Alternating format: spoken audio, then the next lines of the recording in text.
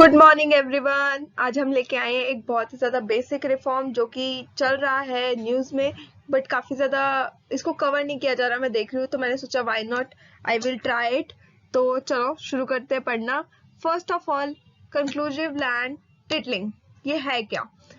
हम समझते हैं हमारा पिछला लैंड रिफॉर्म सिस्टम, हमारे लैंड रिफॉर्म से रिलेटेड क्या बात है कि ट्रांजैक्शंस को रिकॉर्ड किया जाता है। ठीक है, तहसीलदारी, पटवारी, इन लोग के पास जाके अगर आप टिपिकली अपने पेरेंट्स से पूछोगे तो तहसीलदार, पटवारी, रजिस्ट्रेशन ऑफिस, आप लोग को इनके बारे में काफी नॉलेज मिल जाएगी। इसमें क्या होता है कि एक इंसान आता है आपकी लैंड को नापता है, एक इंसान आता है चेक करता है कि अच्छा इसके एक्चुअल पेपर्स आपके पास है नहीं है, फिर आप रजिस्ट्रेशन करते हो कुछ अमाउंट देख के अपनी लैंड के प्रोपोर्शन में। तो ऐसे ही सिस्टम पूरा काम करता है। बट एक्चुअली क्या होता है, जब हमें पीढ़ी दर पीढ़ी वो जमीन मिलती है, फॉर एग्जाम्पल मेरे घर मेरे दादाजी के नाम पे है, ठीक है, तो कैसे होता था कि हमें प्रूफ करके दिखाना होता था कि नहीं हम उनके बेटे हैं, तब जाके वो घर हमें पीढ़ी दर पीढ़ी, ये क्या बोलेंगे उसको, परपैचुअल सक्सेशन में आके, ऐसे समथिंग कोई वर्ड होगा उसमें मिलता है। हाँ, आई गेस यही वर्ड है प्रॉपर, परपैचुअल सक्सेशन। तो उसके अंदर आके हमें एक घर मिलता था। तो अब इस चीज को गवर्नमेंट जो है वो ब्रेक करना चाहती है। ये जो मॉनिटरिंग बढ़ चुकी है, इस चीज को गवर्नमेंट ब्रेक करना चाहती है, जस्ट बिकॉज इतने ज्यादा लैंड डिस्प्यूट्स हो गए हैं कि हमारे जो कोर्ट है उनके केसेस, मतलब 2/3 जो केसेस है वो लैंड डिस्प्यूट पे ही है। दो भाई होते हैं वो आपस में लड़ रहे होते हैं, यही सब चल रहा है। तो उस चीज को जो है हमारी गवर्नमेंट टैकल करना चाहती है, तो इसलिए उन्होंने ये एक नया रिफॉर्म लाने की कोशिश की है। तो या let's get started. First of all, अगर हम कॉन्टेक्स्ट की बात करें, इन 2020 even as laws for farm reforms and labor code were being enacted, the government think tank, that is Niti Aayog, took step to initiate land reform by drafting model bill on conclusive land tilting. This was sent to the states and union territories to seeking their comments. First of all, ये bill properly draft हो चुका है। अभी इसमें कहीं ना कहीं changes आएंगे, इसलिए मैं इसको इतना ज्यादा इन डेप्थ कवर नहीं करूंगी, बट स्टिल आपके बैक ऑफ द माइंड चलते रहना चाहिए कि अच्छा ऐसा भी कुछ इंट्रोड्यूस होने वाला है, ताकि जब नया ये प्रॉपर इंट्रोड्यूस हो जाए तब हमारे दिमाग में ये सब ना रहे कि ये क्या हो गया एकदम से। तो हम इसके बारे में थोड़ा, इससे हमें ये जानने को मिलेगा कि प्रैक्टिकल लाइफ में एक्चुअली क्या प्रॉब्लम्स आती है, क्योंकि इस पे जो स्टेट और यूनियन टेरिटरीज की जो प्रॉब्लम्स, जिस प्रॉब्लम्स के साथ वो लोग सामने आएंगे, तो हमें दिखाएगा कि रियल लाइफ में क्या प्रॉब्लम्स चल रही है और हमारे जो ऑन पेपर होता है वो कैसे काम होता है। तो एक बेसिक मैं आपको इस प्रेजेंटेशन में आइडिया दे रही हूँ। अब मैंने आपको बताया करंट सिस्टम कैसे वर्क करता है। होती है जैसे हमारे दादाजी ने जमीन ली, उस चीज को उन्होंने रजिस्टर कराया, अब हमें दोबारा अगर खुद के नाम करवानी है तो हमें फिर जाके रजिस्ट्रार ऑफिस में प्रॉपर पटवारी वगैरह क्रॉस वेरिफिकेशन सब करवा के रजिस्टर करवाना पड़ेगा। इसी तरीके से ये सिंपल सिस्टम काम करता है। इसके अलावा ओनरशिप जो है वो हमें करंट पोजीशन के नाम पे होती है, ये चीज का हमें ध्यान रखना पड़ेगा। ये नहीं देखा जाता कि रजिस्ट्री किसके हाथ में है। फॉर एग्जाम्पल, कोई दो पार्टीज हैं जिनके बीच में डिस्प्यूट चल रहा है, बट ओरिजिनली वो जो लैंड है वो एक स्पेसिफिक पार्टी ए से बिलोंग करती है, बट वहीं दूसरी तरफ जो रजिस्ट्री का पोजीशन है वो किसी तरह पार्टी बी के पास पहुंच चुका है, बट पार्टी बी चाहे उस लैंड की हकदार नहीं है, बट ये चीज डिफाइन नहीं करेगी कि उनके हाथ में रजिस्ट्री है तो वही लैंड के हकदार है, नहीं। तो हमारे इंडिया में कौन सा सिस्टम फॉलो होता है, वो फॉलो होता है करंट पोजीशन का। एक्चुअली उन ट्रांजेक्शन्स को थॉरली देखा जाता है, क्रॉस वेरीफाई किया जाता है कि पीछे से उस लैंड की ओनरशिप किसके हाथ में आ रही है, उसके बाद किसी ने बेचा, क्या ट्रांजेक्शन है, उसका पूरा एनालाइज करके इस चीज को फॉलो किया जाता है। तो हम ये कह सकते हैं कि हमारा जो सिस्टम है वो काफी, अभी तक भी काफी वेल डिफाइंड है, बट इसमें भी काफी ज्यादा शॉर्ट कमिंग्स है।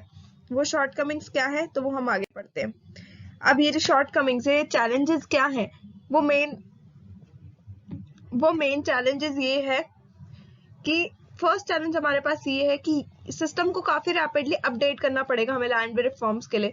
रैपिडली, अभी तक सिस्टम प्रॉपर्ली अपडेटेड नहीं है। कुछ जमीनें ऐसी हैं जो पुराने सालों से, आप मानोगे नहीं, किसी के परदादा दादाओं के नाम पे आज तक चली जा रही है और अभी तक लोग उनको दोबारा से अपने नाम पे कन्वर्ट कराने के लिए नहीं है।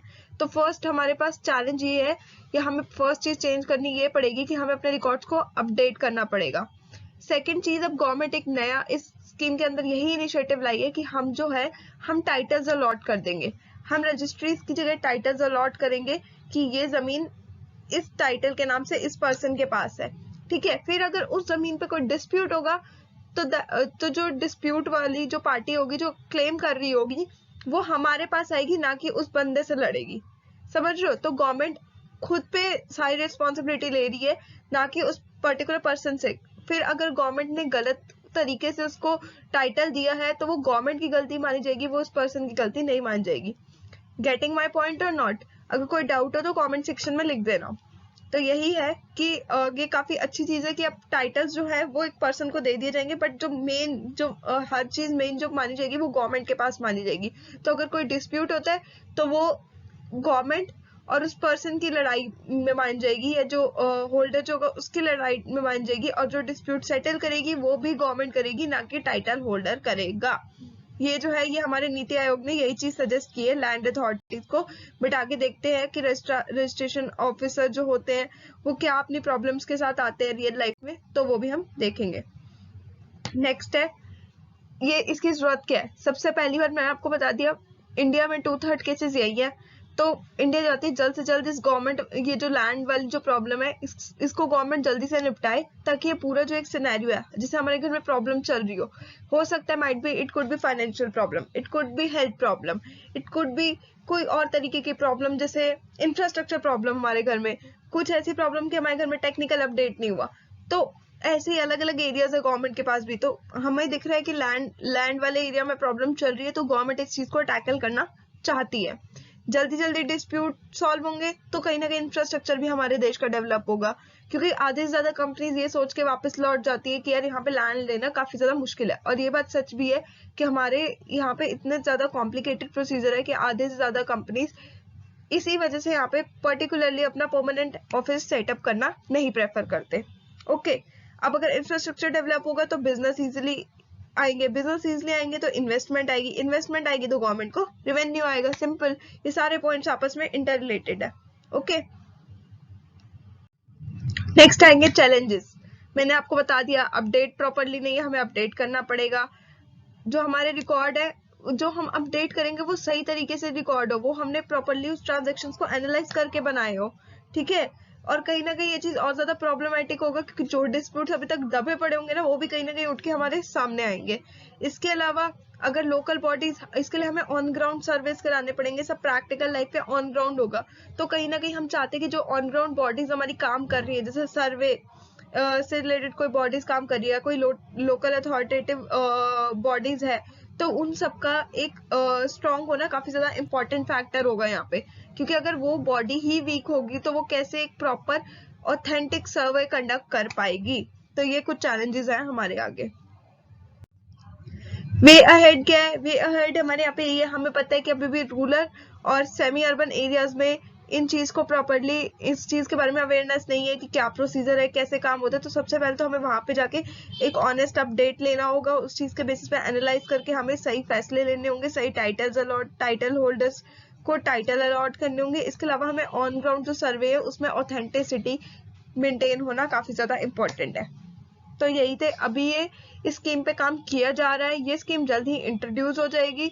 तो मैं चाहती थी कि उससे पहले आप लोग को एक ग्लिम्स हो, क्योंकि अब न्यूज़पेपर में अगर जो लोग न्यूज़पेपर रेगुलरली पढ़ रहे हैं उनके सामने अब इस चीज पे आर्टिकल आएंगे, तो मैं नहीं चाहती कि एकदम से हवा में आएगी ये चीज। इट्स बेटर कि जो मेरे व्यूअर्स हैं उनको पता हो कि हाँ एक्चुअली चल क्या रहा है।